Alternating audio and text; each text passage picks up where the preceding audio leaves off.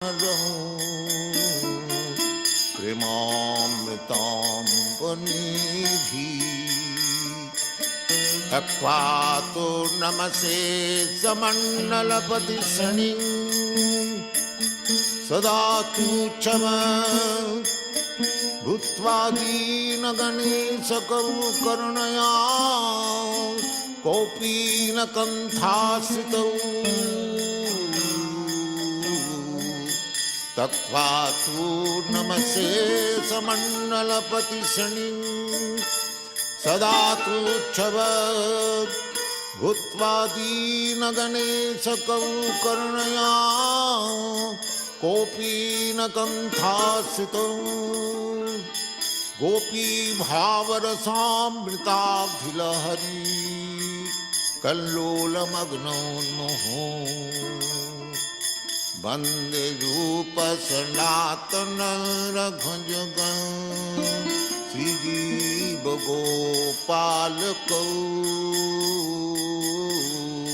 कृष्ण कीर्तन कानन तन परौ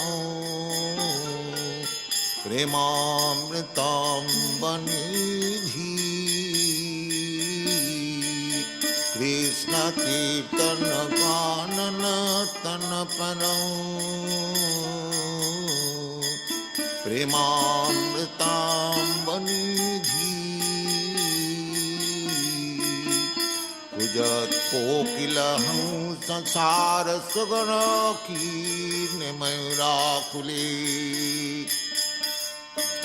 नानारत्ननिबद्धमूलपिटप श्रीयुक्तवृन्दावने राधाकृष्णमहर्निशं प्रभजतौ जीवार्थदौ जौ मुदा वन्दे रूपसनातन रघुजगं श्रीजीवगोपालकं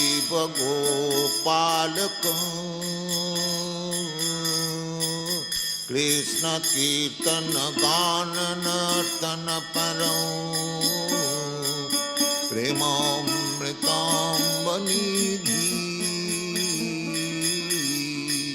धीराधीर जनप्रियं प्रियकरं निर्मत्सरं पूजितं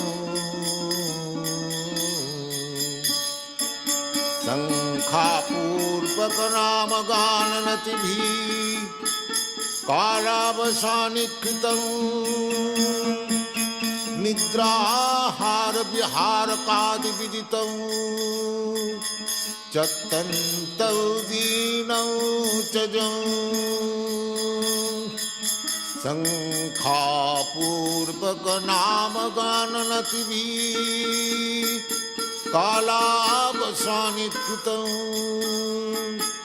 निद्राहारविहारकादिविदितं चत्तन्तौ दीनौ च जौ गोपी भावरसामृताभिलहरी कल्लोलमग्नोन्मुहो वन्दे रूपसनातन रघुजुगं श्रीजीवगोपालकं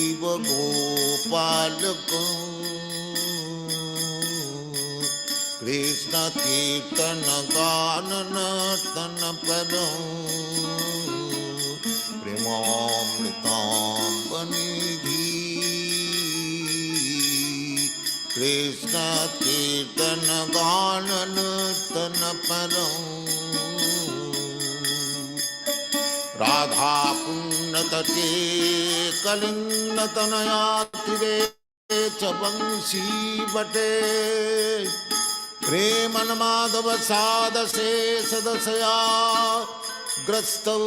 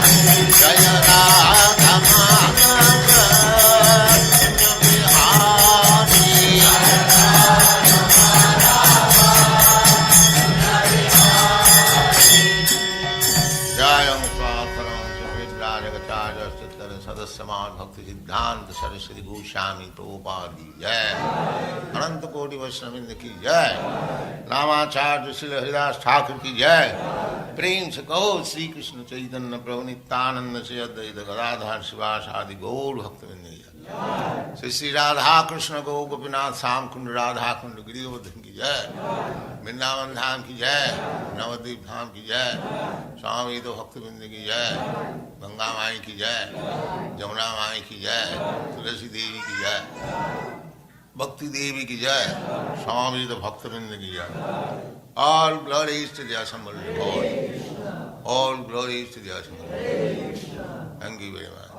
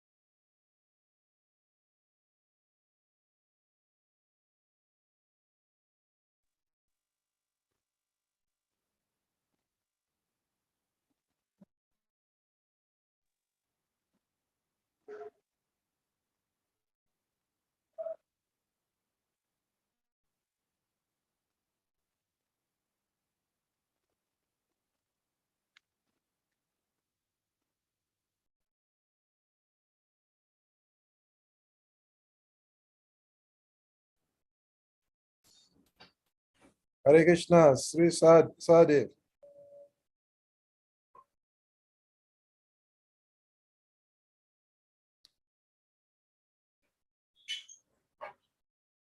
Sriman Sahib.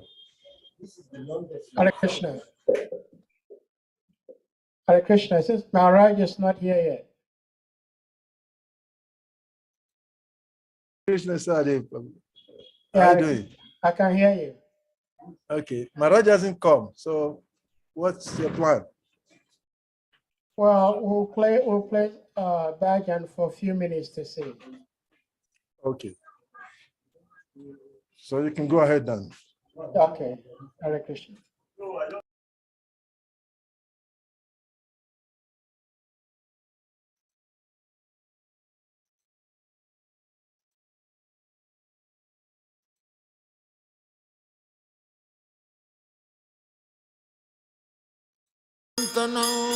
Tanubhitam Govinda Gana Amritayi Sri Gauranga Gunanubandana Vidho Sadhya Samidhanitam Papatyakintanam Tanubhitam Govinda Gana Amritayi Anandambudivardhanai Kanipanam Kaivallaniswarakam Bande Rupa Sanatana Raghujugam Sri Jiva Gopalakam.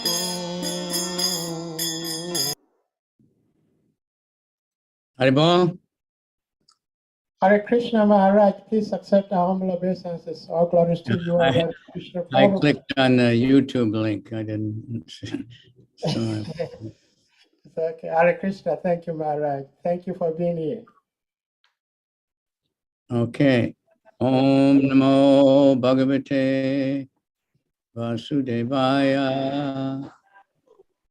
Om Namo Bhagavate Vasudevaya. Om Namo Bhagavate Vasudevaya. Om Namo Bhagavate Vasudevaya. Narayanam Namaskritya. Narayanam Namaskritya. Naram Chaiva Narottamam. Naram Chaiva Narottamam. Devim Saraswatim Vyasam Devim Saraswati Vyasam Ojayamudire Tato Jayamudiraye Nastaprayeshu Abhadvaita Nasta Vedrisu Nivedeshu Nityam Bhagavata Sevaya Nitya Bhagavatam Sevaya Bhagavat Utama Shloke Bhagavati Uttama Bhaktir Bhavati Naistiki. Bhakti Bhagavati Naistiki. Am I right? Is it chapter 13, text 21? Yes, Maharaj. Okay, Nama Om Vishnu Padaya Krishna Prastaya Bhutale Shrimate Bhakti Vedanta Swamini Iti Namane Namaste Saraswati Deve Gauravani Pracharane Nirvisesha Shunyavadi Paschatya Desatarane Vanchakalpa Turubhyascha Kripa Sindhubhya Evacha Patitanam Pavanebhyo Vaishnave Yo Namaha Namo Mahavaranaya Krishna Prema Pradayate Krishnaya Krishna Chaitanya Namani Gora Tvishe Namaha. Hey Krishna Karuna Sindhu Dinabandhu Jagatpate Gopesha Gopika Kanta Radha Kanta Namostute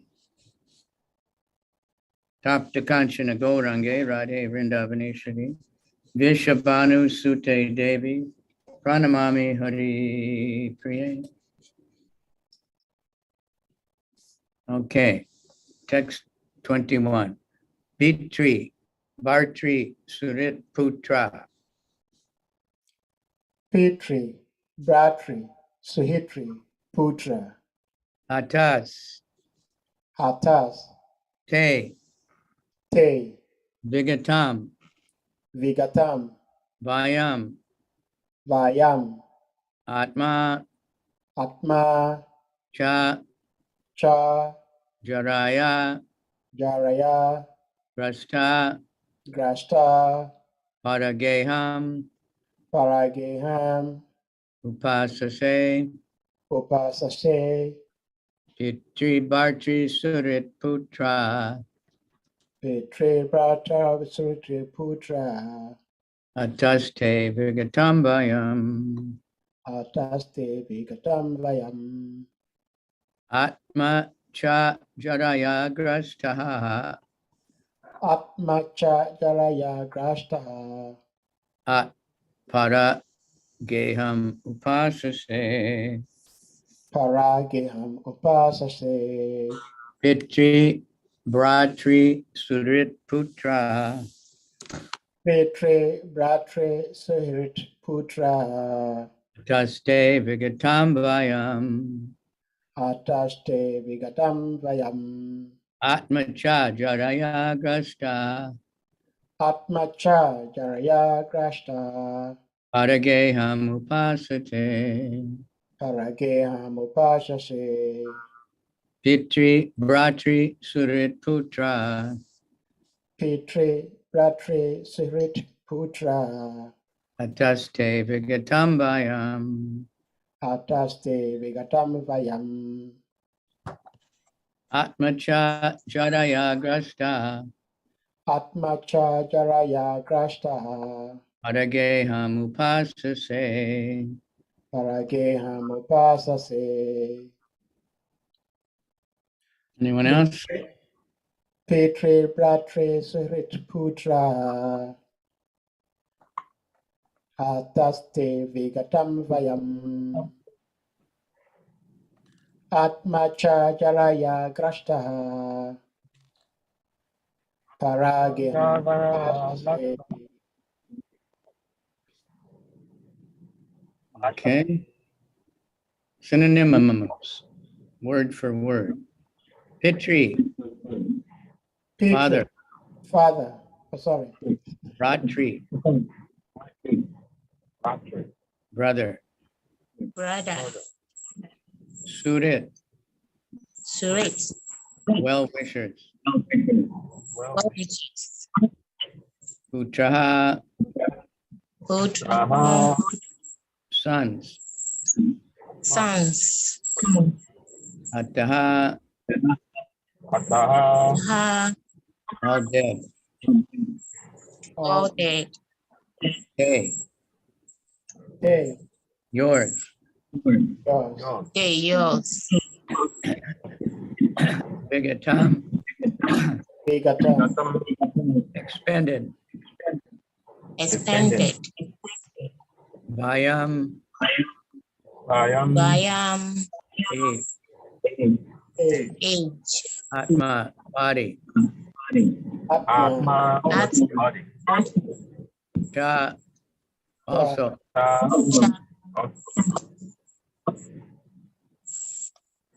Jaraya, Daraya, Jai, by invalidity, by invalidity, invalidity, which also means old age. Drasta, overcome. Rashta, Rust, over,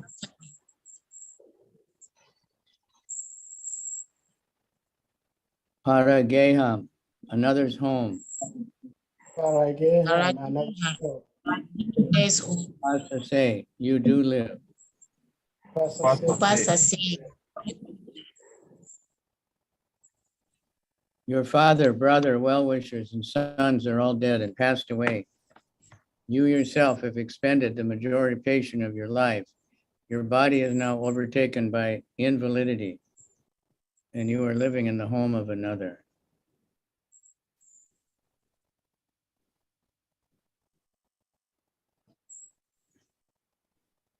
Can you repeat it? Your father, Your father, your father, brother, well-wishers, and sons brother, well-wishers, brother, and sons have all expended, are all dead and passed away. are all dead and passed away. You yourself have expended a major portion of your life. You yourself have expended the major portion of your life. Your body is now overtaken by invalidity. Your body is now Your body is- overtaken by invalidity, And you are living in the home of another. and you are living in You the are home living. of another. Purport. This is Vidura speaking to Dhritarashtra. And I guess you all know the situation of Dhritarashtra. The king is reminded of his precarious position, influenced by cruel time and by his past experience. He should have been more intelligent to see what was going on to happen in his own life. His father, Vichitravirya, died long ago when he and his younger brothers were all little children. And it was due to the care and kindness of Bhishmadev that they were properly brought up. Then again, his brother Pandu died also. Then in the battlefield of Kurukshetra, his 100 sons and his grandsons all died, along with all other well-wishers like Bhishmadev, Dronacharya, Karna, and many other kings and friends. So he had lost all men and money, and now he was living at the mercy of his nephew, whom he had put into troubles of various types. And despite all these reverses, he thought he would prolong his life more and more. Vidura wanted to point out to Dhritarashtra that everyone has to protect himself by his action in the grace of the Lord. One has to execute his duty faithfully, depending for the result on the supreme authority. No friend, no children, no father, no brother, no state, and no one else can protect a person who is not protected by the Supreme Lord. One should therefore seek the protection of the Supreme Lord, and the human form of life is meant for seeking that protection. He was warned of his precarious conditions more and more by the following words.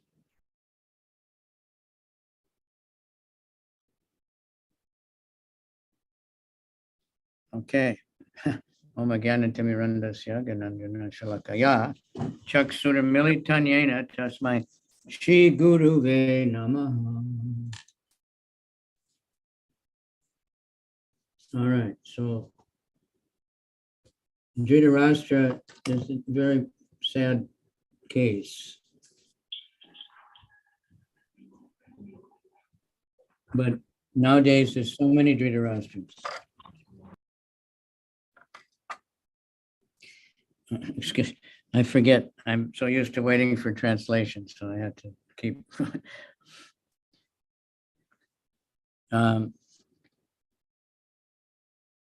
So many old people being promised, we can fix your hair, we can fix your face, we can give you clothes like young people, and you can just go on living. And it's a big business, and people stay in that illusion, that they can enjoy and they're not going to die. It's a very sad predicament for so many people. So Dhritarashtra was born blind, so he was unfortunate in that way. So he couldn't be the king. But then Pandu went, I don't know if he just went for a holiday or, and he put Dhritarashtra, in charge in his absence. Then Pandu died, and then Dhritarashtra had the throne.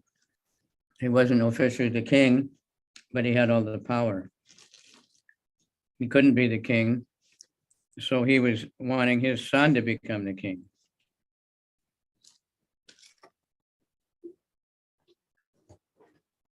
But that would take a while, and then, but the legitimate king was actually Yudhisthira.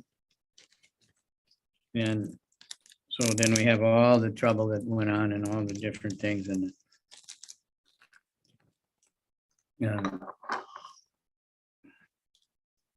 now we come to this, that Yudhisthira has been so kind that they kind of just treated him like the king. They would call him "Oh King," and kind of just like people do with their old grandfather who just can't really function anymore. And so he was in illusion. He really thought, he's the king, and he just forgot everything. So Vidura, his kind older brother, his younger brother, is waking him up and telling him, what the situation is. Body's falling apart. He can't live very much longer. And in other slokas, he says, you're living like a dog, in the house of Bhima. Bhima killed all of his sons, all of them personally. And so it's a very sad situation, but like I said, nowadays, there's so many people like that. When I read this, even from a long time, when I read all the things Vidura is saying, how your hearing is going bad and your eyesight is failing and you need, so many assistants to just do normal bodily functions. I keep thinking it's talking to me directly. Or more like that. But everyone we have to grow old and die, or else we just have to die young, which is not, most people don't want either one.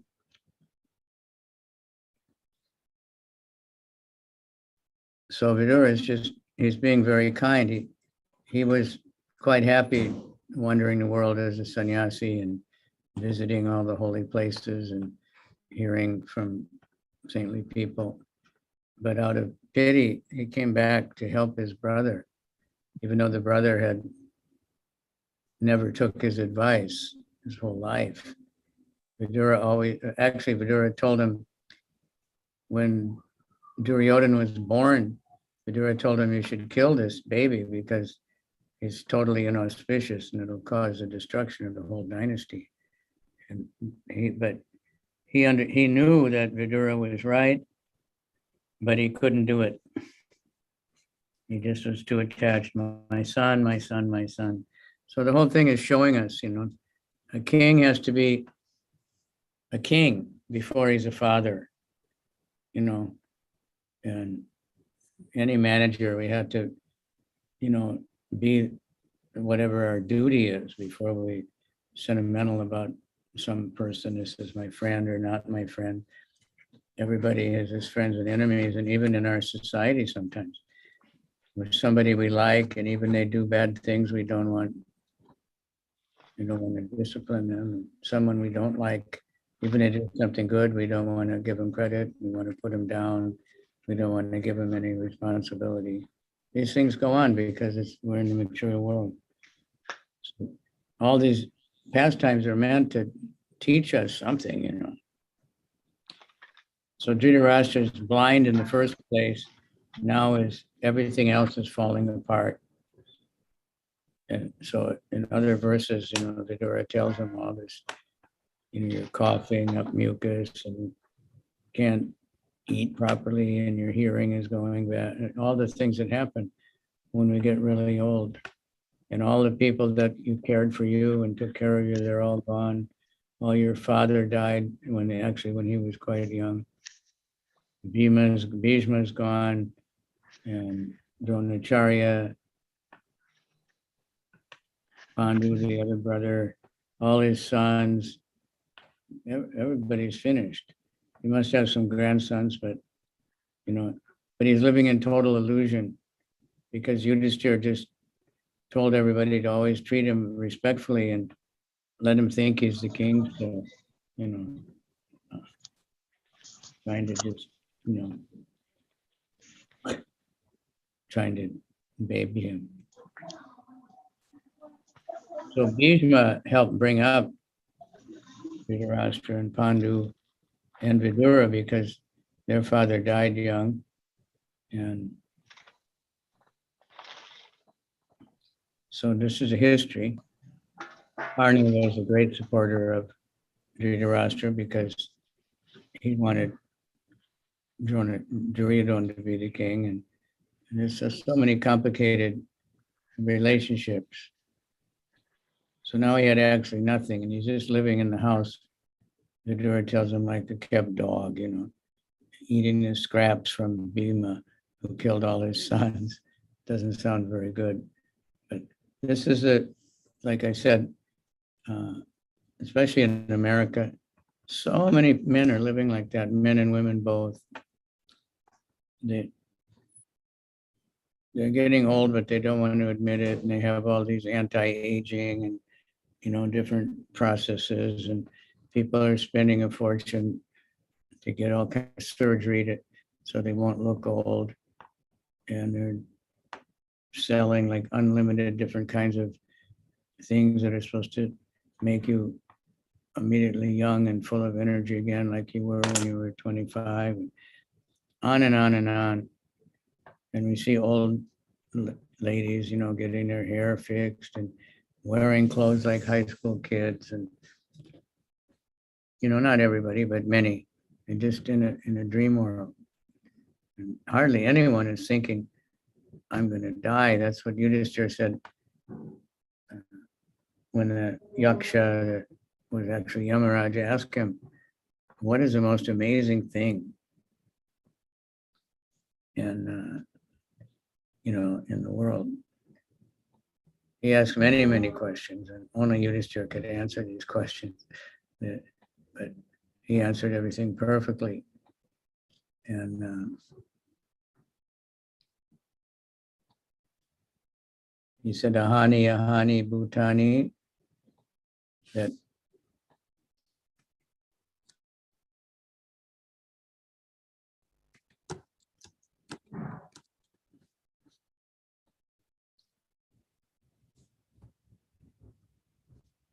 Ahani, Ahani, Bhutani, Gachanti Yama Mandiram.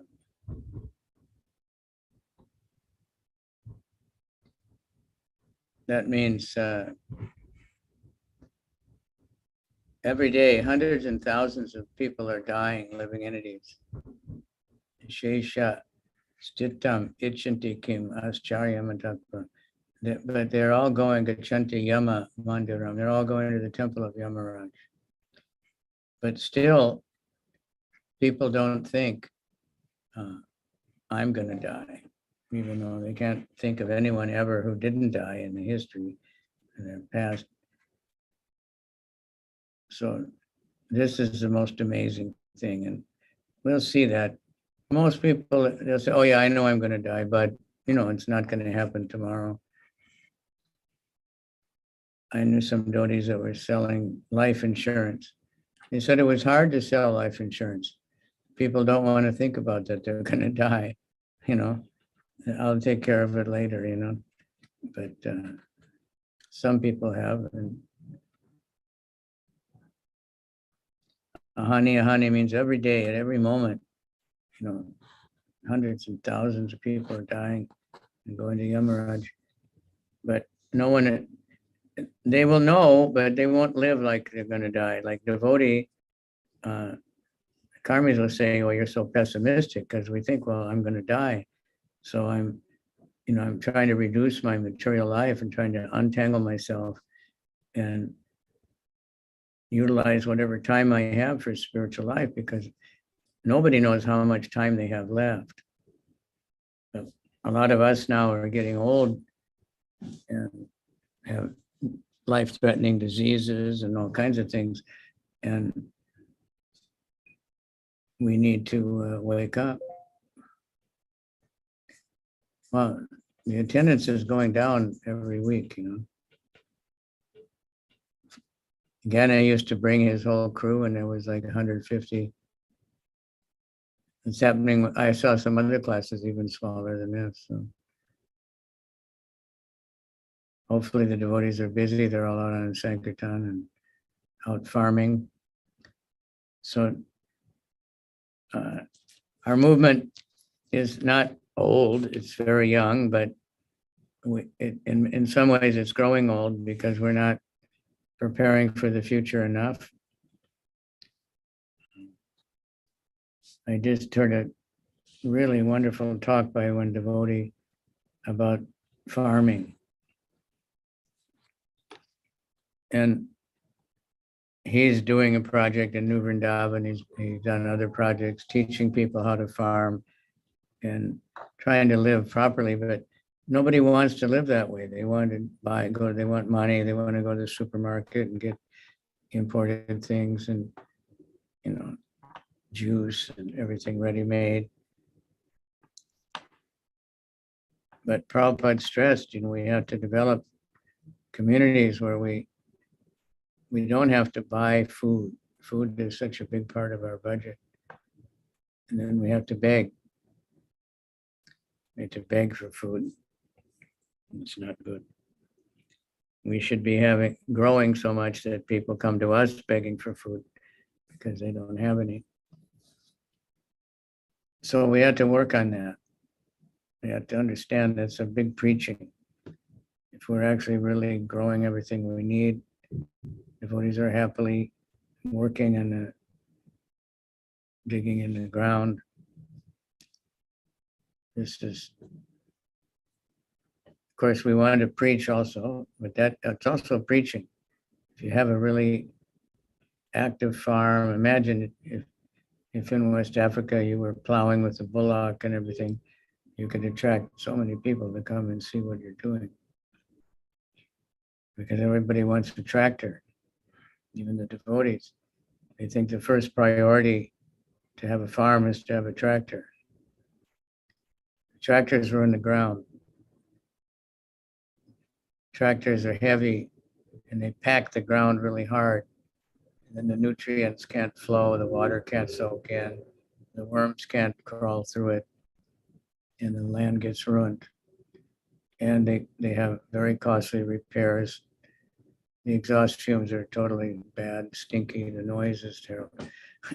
But that's what everybody wants. India even, everywhere you look, tractor. Because it's faster. So one man can do the work of 10 men, but the other 10 men are out just getting drunk or something, or working in the Coca-Cola factory. So in Vraj, we were going really far in Vrindavan to to the parikrama, way out where there's just nothing but fields. And I saw a big Coca-Cola factory.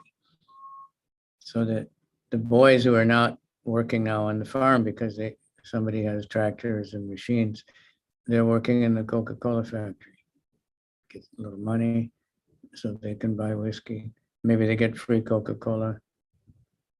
And then foolish devotees will think, well, this Coca-Cola is all right because it's made in Vrindavan. But it's the same old poison. So we have to wake up. Dhritarashtra wakes up. Vidura speaks out of compassion. He's not criticizing. He's just trying to wake him up. And he woke up and he just disappeared. And, he understood. Somehow at the end of his life, he woke up. So we should never think, well, my life, I have so long to go. We should be thinking, this could be the last day of my life, It's actually a good meditation. I don't always do it, but Steve Jobs said he did that since he was in high school. He heard that sometime, that the Apple guy. Think, if this was the last day of my life, what would I do? Now some people in America, they go out and interview people sometimes. And a lot of men said, I would go and, I would get whatever kind of intoxication that they like. I would buy unlimited quantities. I would buy all kinds of new things because I know I don't have to pay the bills. And I'd invite all my friends and we just have a big party. Because I'm going to die tomorrow, so might as well pack in the next 50 years worth of enjoyment or whatever into one day. The women a little bit were better, some of them, and they said they would go to church or something, or they would try to pray. But most people, they would think, okay, I'm going to die tomorrow, so I don't have to worry. I can borrow, money, buy anything I want. I can do whatever I want. So this, but should think, I want to go back to Godhead. I want to get out of the material world. So if this is my last chance, if I'm never going to be able to chant japa again, what am I going to do? Say, well, I don't have to chant because I'm going to die tomorrow. Or I'm going to say, I better really get into it today, right? I better get serious. Better really kick out all the jams, So this Madhava Prabhu, the kirtan singer, that, he definitely got some kind of special Shakti,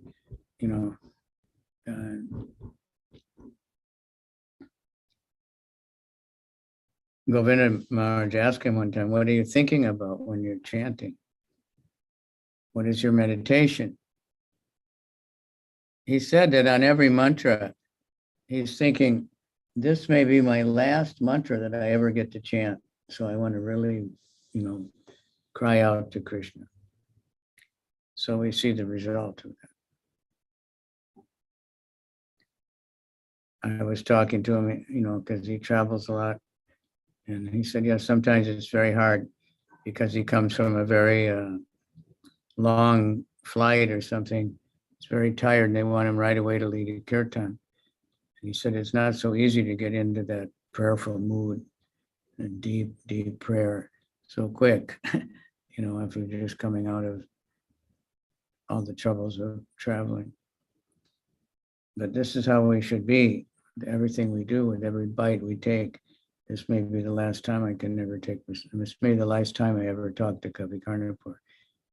One of us might die tomorrow. So do I want to have a big fight with him? And then he dies and I have to think the rest of my life, oh no, I didn't treat it. Because that happens a lot. It happens to most people. Somebody dies and then we think, oh no, the last time I met them, I was arguing. I wasn't like that. So it's something to think about. Bhakti Tirtha said, you should always think when you're with the devotees, these may be the people that'll be with me at the time of death. So, let's get along, let's work together, let's all be fixed on the goal of, trying to make everybody Krishna conscious, trying to share whatever little bit we have. And then, because when we work together, we can really get something done. I mean, everybody's seen that. When I was traveling in the Radha Damodar, the bus is quite a big, heavy thing, But if 10 brahmacharis got behind it, they could push it. One couldn't do it, But so if we're all together, we're all really unified what we want to do, we won't have time to disagree and everything. We can disagree while we're planning, but once we know there's many different ways to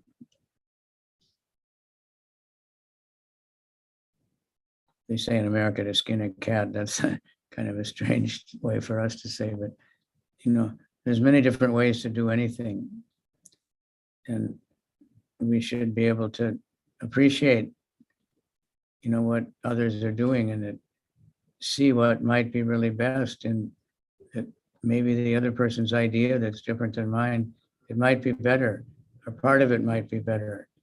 And if everybody's thinking like that, then we can really get together. So yesterday we had Bhaktisiddhanta's appearance day, and he did some really amazing things. So one famous thing is he made this thing called theistic exhibition. Anybody heard of that? Anybody read the biography of? Yeah. Somebody posted it on the Gita Nagri platform. It's your godbrother, Taraka Prabhu. So I read a little bit about it. So this was a really big thing. And, we could never do it on this level, but we should take inspiration. It was in 2 sections, the spiritual and secular, with items collected from all over India and everything covering, it said 1 square mile. Now, I don't know if that's correct or not. That's a really big area. That's 640 acres. That's our whole land in Mayapur, and if you've been to Mayapur, it's quite big.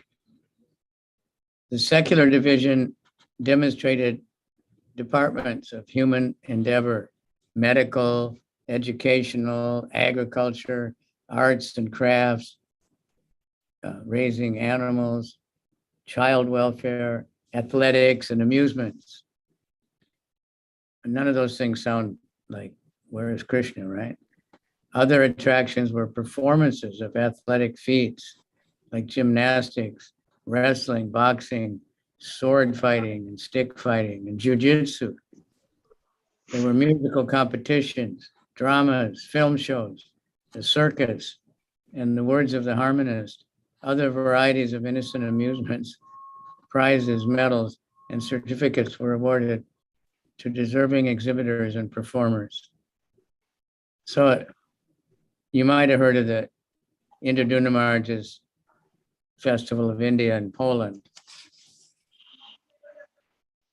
Something like that, but it's not that big, of course, but he's got a martial arts exhibition. You've got yoga, experts doing yoga asanas and blow everybody's mind. They have, cooking class, you got Indian clothes, all kinds of things. But then they have this incredible drama, Krishna Leela drama. And then it ends up with a big kirtan, and whoever can dance the most wins a free sari or something. So like that, we utilize everything. Brings in a big crowd, but they get books, they get prasadam, and they get the holy name. Then the spiritual section was even more. It had a museum with Vishnu and Krishna and all kinds of religious things. Remnants of famous devotees, a book display, given by different religious sects in many languages and manuscripts of rare unpublished religious works. There were photos and paintings of eminent sadhus in different sacred places. A major draw was a huge relief map of India, covered 1/3 of an acre, that was constructed on the ground with stone and cement and brick, showing all the prominent holy places, where all the Gaudiya Math temples were, and all the routes of Lord Chaitanya and Nityananda's tours. I was thinking we should have that in Mayapur, but you know, the main thing now is to get the temple built. But they have one in Israel like that. It's a thing of Israel, and you can walk around. It has every miniature, everything. And you can see the Dead Sea and the Galilee Sea and the place of Jesus's and all the different pastimes. And there's one in Thailand. I haven't seen it also, but it's really big when Rich Man built. So you can walk around the whole country of Thailand, the map, and it has mountains and everything, not just flat. It's a relief. It has everything, but just small. So you can see how elaborate strategy, what a thinker Bhaktisiddhanta was, you know. Then it had dioramas, 50 stalls of dioramas. The religions of India, mostly Lord Chaitanya's teaching, practice of pure Vaishnavas, pseudo Vaishnava, everything. Religious sects were illustrated, life-size dolls set against beautiful paintings, many representing the life of Lord Chaitanya. Another novelty was a brilliant illumination of the entire ground by electricity, which is very rare in those days, especially in Mayapur. Even a few years ago, Mayapur, electricity was very rare. Crowds came from all over Bengal, even though it's so far away. And they went home really pleased with Saraswati Thakur and with Lord Chaitanya and everything else. So they got the right idea. They got awards from so many citizens, so many governors and mayors.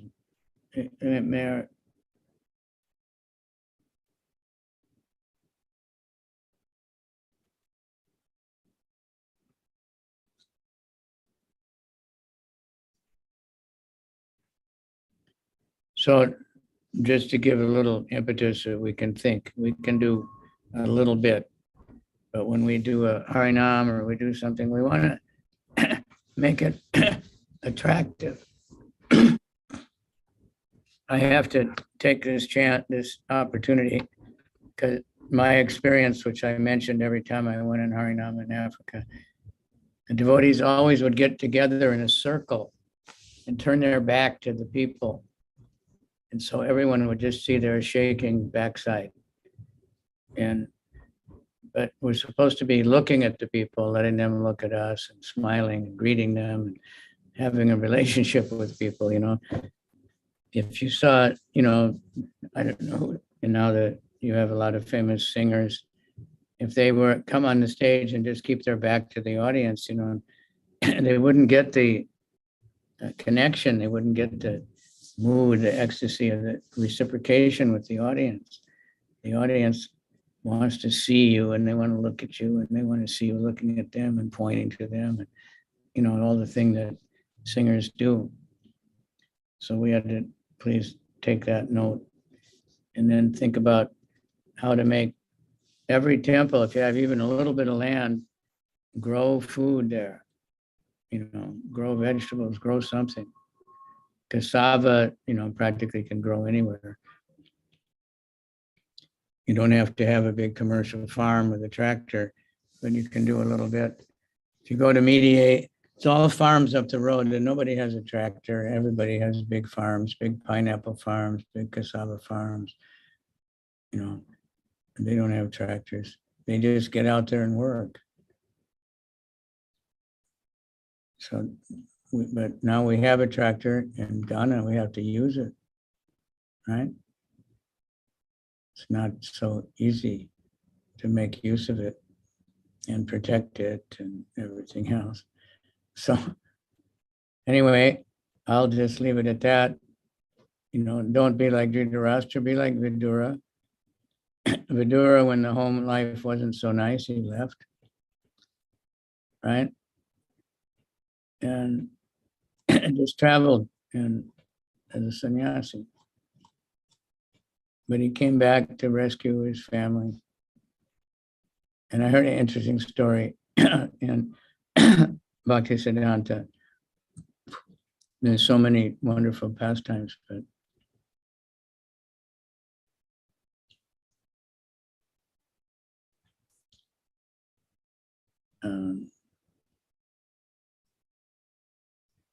there was one brahmachari, and he was diagnosed with a terminal disease. He wouldn't have very long to live. That's Varaha there, Varaha Acharya, but only a picture. So we don't know if he's really there or not. Yeah, Prabhuji is there. Hare He's, Krishna Maharaj. Haribo, Dandavat Pranam. Dandavat Pranam. Varaha, Humble obeisance. Hare Krishna. save the earth. So anyway, this brahmachari was saying, I wanted to go visit my mother, you know, because he knew he was going to die soon. And Bhaktisiddhanta would not let him go. He said, if you go to visit your mother, she's gonna capture you. She's gonna start crying. She's gonna want you to stay there. She's gonna try to, and you'll forget Krishna. So you can't go. So he stayed. So it came down to the very last couple of days of his life, you know, that everybody knew.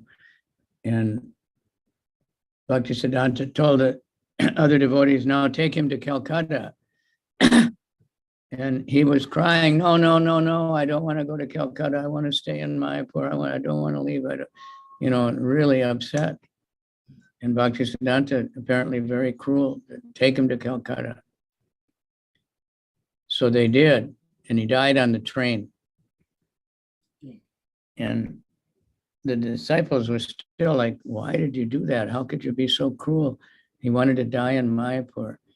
And Bhaktisiddhanta said, if he would have died in Mayapur, he would have been thinking of his mother. But he died outside of Mayapur, but he was thinking of Mayapur. He was crying, I want to be there. So that was much better. That was the whole purpose. So like, we don't have to exactly live, but if we want to be in the holy place, we have to make wherever we are a holy place. You know, we have to be chanting the holy name. We have to be giving the holy name freely, giving prasadam. Now, devotees are following Varaha's example. So many temples are distributing a lot of prasadam. Now we just have to add to that. Can't always distribute a lot of books to the people that line up for the free food because they don't read. But we can give them something, you know, make special things with just a few pictures or something. And a few words, just the Maha Mantra. But there are other people. There are many very intelligent, educated people in West Africa that are very intellectual and very much like to read. And we have to also make effort to find them and give them books. The big shipment of books is coming. Big shipment of the on-chanting books is coming. Those are free, they're a donation. They're meant for free distribution. So we want to give them to everybody widely as much as possible. And get together, when you have meetings, you know, how can we farm more?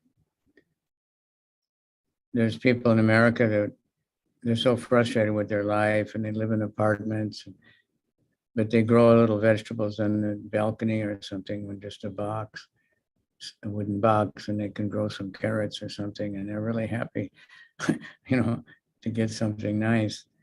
So we have a lot of land in so many places, and we want to really do it. I remember in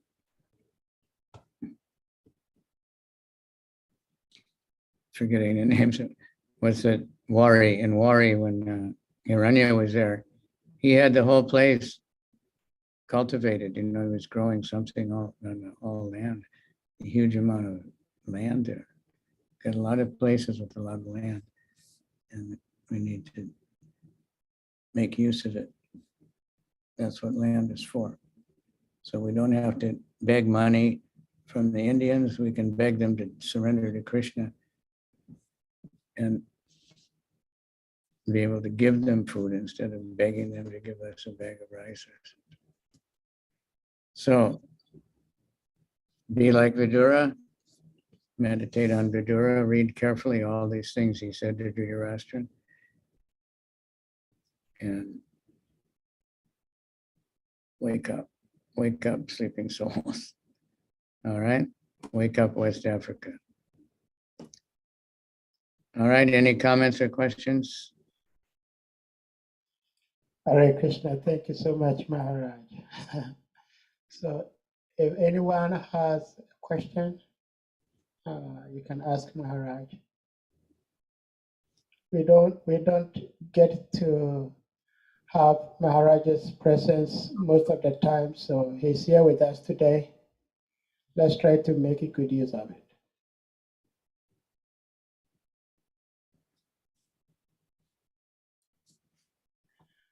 Shuman Vara, please unmute. Hare Krishna.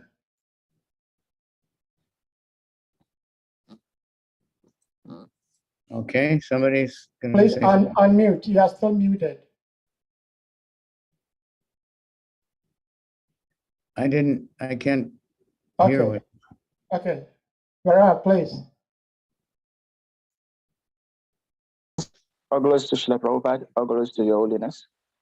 Hare I was just thinking when you mentioned about Srila Prabhupada giving stress about farming and that devotees should cultivate the land. And he stressed that.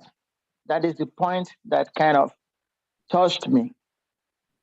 And the question came to my mind. We have seen the Amish group in the US, that they actually, I don't know whether it was their founder or whatever, they actually stressed living in a communal life and growing their own food, and they're living that way. I also believe that Srila Prabhupada desired this, but excuse me to say, Maharaj, can we really say there was so much stress on that? Because we also have so many other activities that actually take the attention of devotees. So the farm was not like a priority for us at that, or maybe in the past, maybe now it is. But I'm just thinking that maybe our stress has been more on book distribution, on Harinam, on making devotees, on having temples, much more than cultivating the land. I was just thinking like that in my mind. So probably you can help me to get proper understanding. Hare Krishna Maharaj. We don't want to leave out one for the other. So Prabhupada, he said at the end of his life, he kept talking about Varnashram. And finally the devotee said, well, Prabhupada, what do you mean? He said, I will go to Gita Nagari and I will teach them to live off the land. He was so happy, when they had cows in New Vrindavan, and they were farming everywhere in New Vrindavan at that time. And now they just made it into a big tourist place and just getting money from the rich Indians. And even, devotees are trying to farm, they more or less shut them down. Gita Nagari also is just a big milk business, very little farming, although they have a lot of land. But we need to do everything, So, but we always hear no money, no money. And you have to buy food. Everyone has to eat. So that was he's saying, grow your own food and solve all economic problems. So we should not forget it. We need, Bhakti Tirtha stressed it, and it's also preaching, people see that we're actually doing that, but, it's considered like going backwards, to many devotees because they grew up in the village or something. And they think, the education and everything was that, get a job, get a cement house and buy frozen food from the supermarket, all chemical, crazy, no good food. So we need to do both. All right. Hare Krishna. Thank you, Maharaj. Hare Krishna. Tribhuvannath Prabhu, please unmute. Hare Krishna. Hare Krishna, Guru Maharaj. Haribol. Would they please accept my respectful obeisances? Just back to that, say we're distributing, prasadam. If we were distributing prasadam that we actually grow ourselves, think how wonderful that would be. So we don't have to beg money to get some boga, we just grow it, Okay, just threw that in. I'll send you a link, a really wonderful talk about farming in ISKCON. All right. But I have to find it. Tribhuvannath Prabhu, please go ahead. Okay, Gurudev, thank you for the inspiration you've given us, Gurudev. Gurudev, I have this question about forgiveness. The term forgiveness, who does it actually belong? Does it belong to the practitioner or it belongs to the great soul? The term forgiveness.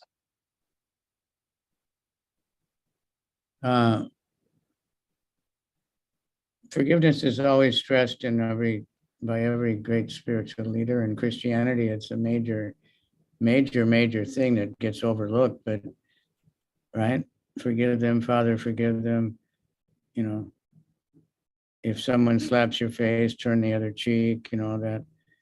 Forgiveness is not for the sake of the person who did the wrong thing. It's for your own sake to let it go. We don't want to carry grudges and revenge, those kind of things around with us.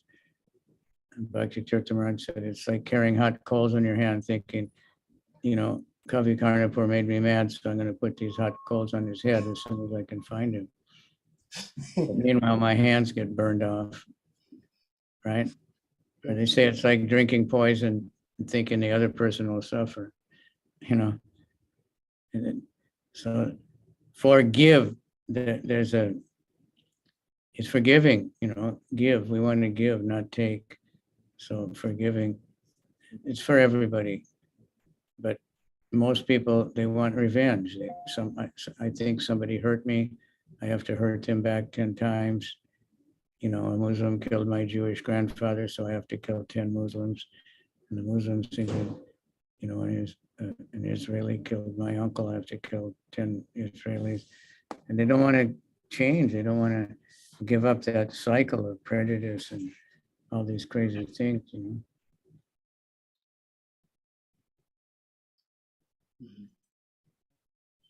So we have to do everything like devotees in Calcutta. They did amazing work to get the birthplace of ISKCON, Multadunga Road, where Prabhupada met his Guru Maharaj. And we're the first, Harinam and all that. The Bhaktisiddhanta started out there and with big Harinam parties and publishing books and everything else. So devotees took it over and renovated it, made it exactly new. But many devotees are farming and doing things, many karmis also. It's a paradigm shift, you know. But forgiveness, you know, we're not, although the book, all scriptures talk about it, devotees want to be Brahmin, right? I want Brahmin and I want Brahmin. Second initiation doesn't mean you're automatically a Brahmin, you're Vaishnava. Brahmin, not that you're necessarily do only Brahmin work. You may have to clean the kitchen. You may have to fix the tractor and then come back and do artik. The devotees do things like that because they're Vaishnavas.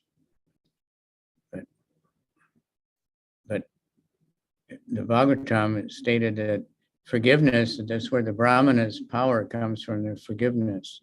That's how Lord Brahma got his post, you know, because of forgiveness. And it's a very nice section there where the Parshuram's father is telling him that.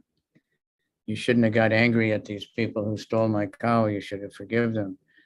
He's just a stupid king and you shouldn't, you know, hold it against him. He's a lusty king.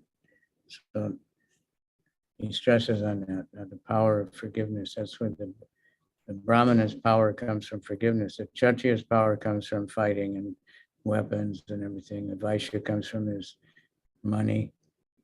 The Sudra from his hard work, submissiveness. But for the Brahmin, you want to be a Brahmin, you have to learn to forgive. All right. And yet, first is to forgive yourself. That's the hardest thing. Bhakti Tirtha Maharaj did many seminars on forgiveness. They were very popular, well attended. One in Mayapur was called Forgiving the One Who Hurt You the Most. And I went to him after the end of the first day and he was almost unconscious, exhausted. Said everybody was telling how their father had abused him and how this and all the problems they'd had in their life. And everybody was crying and it was so exhausting. But after the fifth day, everybody was happy and laughing because they let it all go. They forgave those people.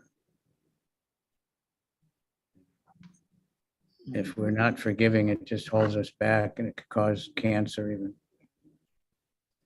All right? Thank you, Gurudev.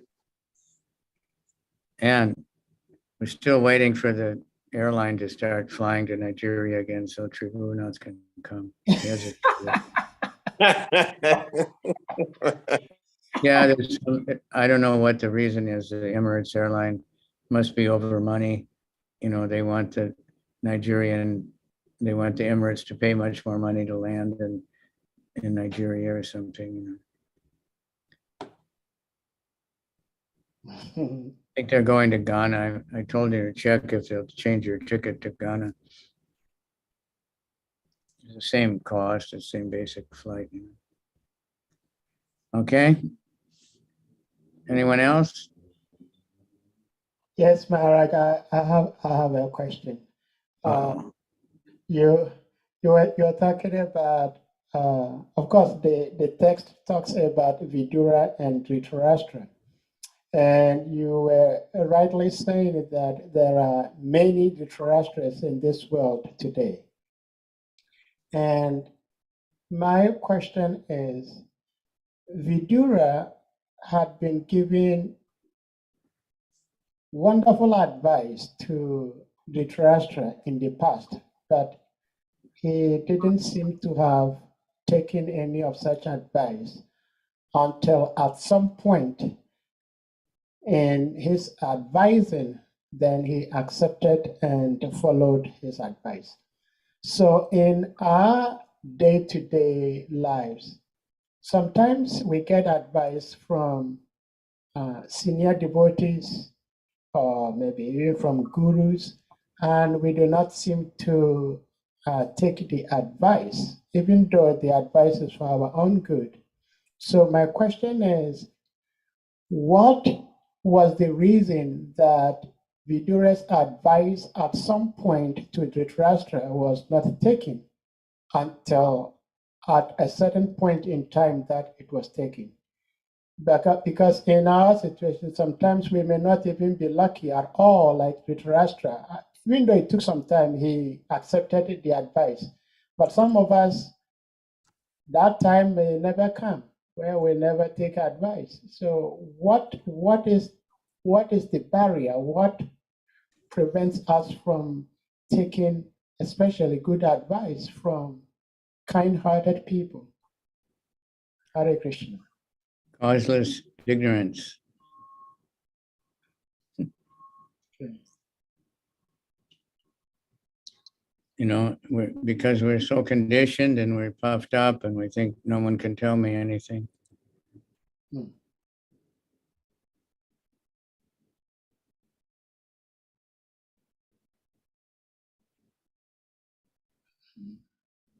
So we have to kick it out.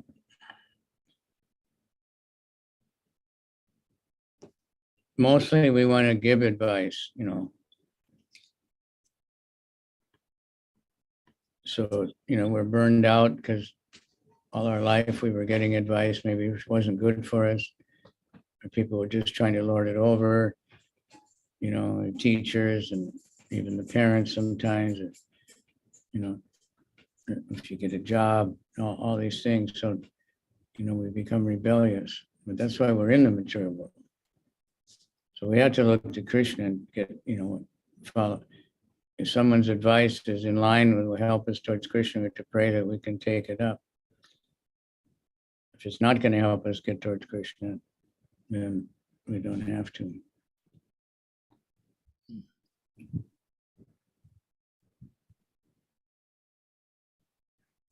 All right. Thank you, Maharaj. Anyone else with any question? Hare Krishna, Guru Maharaj, when are we going to get your darshan in Nigeria again? I don't know. I'm wondering that I can go to those countries. There's no big immigration restrictions. Mhm. Yeah, Africa didn't get hit so hard with this so-called pandemic. No, Guru Maharaj. No, you know, people don't get so excited about birth, death, disease, and old age in Africa as they do in America. America, they always have this idea that science is going to save everybody and nobody will die after they get an injection and something, you know. You're going to die when your time comes. So utilize the time we have, you know, before it's all over. Okay, so let's Yes, Guru Maharaj. get out and dig in the dirt, you know. Like Yes, Guru Maharaj. in Hungary, they have that big project, and everybody that lives on the temple property has to do at least 3 hours in a week or a month of farm, some kind of farm working, something to do with agriculture. Milk the cow or dig something, plant something, you know, so that there are many that are full-time also. All right. Yes, Guru Maharaj. Thank you very much. Take Guru Maharaj. advantage of whatever land we have, you know, and grow something. Maharaj, talking about farms, of course, farming is quite an easy skill or profession. But I think part of the reason why we are slacking in farming in West Africa, I would say specifically in Ghana, because that's where I was at, was that during those days, the farm was used as punishment. Like if a devotee living in the city did something improper, then he or she will be told, if you do not take care of your actions right, you're going to be sent to the farm. So that also discouraged devotees. So I think if we can change that mentality and attitude, that might also help. Hare Krishna. Hare- Yep. Devotees made a lot of mistakes. Like they did that with children. If they did something bad, they would say, no, you have to chant 2 rounds of japa. Punishment. So when they grow up, they don't want to chant japa.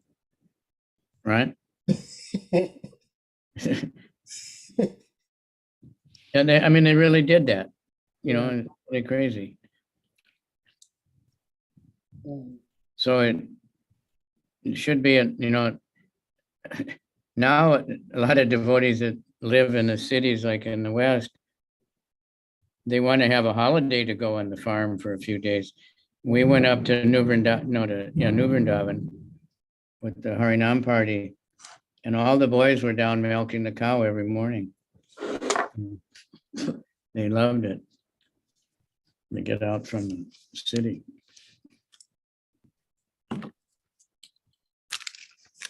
I also had one of Srila Prabhupada's strategies was that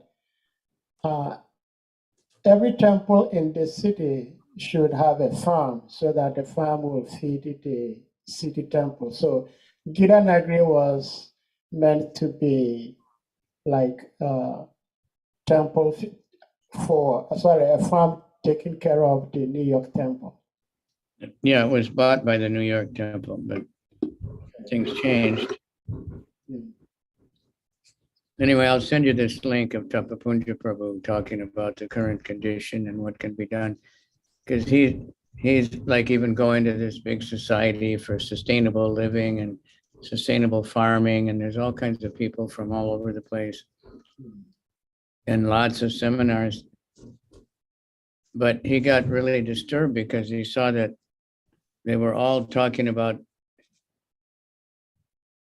like one guy is showing he gets all his food from 5 acres. But the way he maintains himself is he has ducks and chickens or something and sells the eggs and sells animals. And mostly everything was talking about animals and killing animals. And he gave a presentation that he wanted to give one, and you know, it was all on not killing animals. And they said, no, it's nice, but you can't do it. But then somehow or other, they had one thing where anybody could stand up and talk, and he stood up and talked, and people got interested. When he really started to explain, you know, how, so he's saying like at New Vrindavan now that people come, they have a nice guest house to stay in. And then they go look at the cows, a few cows, and then they go in the cafeteria and all the food comes from California and it's all grown with chemicals, and, you know, so it's not exactly what it was meant to be, but at the same time, it's preaching because people are coming and they're seeing the deities and they're getting books and everything. So, but we need everything, you know. So we can say, but you know, if we distribute enough books, we'll get more and more people interested, and maybe people want to work on the farms. But somebody has to take it up, like as their whole life and soul, and get a few other people. And whether it doesn't have to be big to start with. We always made the mistake of wanting to start big, and then you can't keep it up. You start small and build it up, then you can keep it up. All right, so I have to go because I have another class coming up. Okay, thank you so much, Maharaj. Thank you very much, everybody. Please, Gurudev. devotees, please, we humbly asking all of you to unmute, and then we chant big Hare Krishna to And express appreciation for Maharaj. Turn on your videos. Turn on your video. Hare Krishna. Hey. Hare Krishna, Krishna Krishna, Hare Krishna, Hare, Hare Hare. Hare Rama, Hare Hare Rama, Rama Rama, Rama, Rama, Hare Hare. Rama, Hare Jai Hare. Gurudev. All glory to holiness. Jai.